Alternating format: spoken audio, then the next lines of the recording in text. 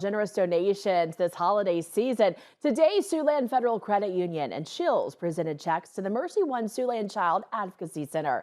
Leading up to today's big donation, the Siouxland Federal Credit Union held an employee volunteer appreciation dinner. Now, during that dinner, a silent auction was held where 100% of the proceeds went to a local charity or organization. And this year, MercyOne Siouxland Child Advocacy Center was the recipient. Scheels matched the amount up to $5,000. So in total, $12,870 was donated to make a difference in the lives of children.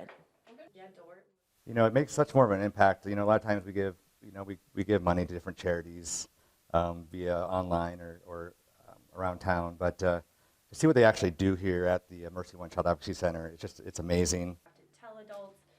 And the center is a program dedicated to serving children and those victims of abuse. It has served more than 25,000 children. So the MercyOne Child Advocacy Center serves suspected victims of child abuse, and we provide forensic interviews, exams, family advocacy, medical, and therapy services to kids and families. Families are never billed for their services, and donations like the one today help them to continue those services.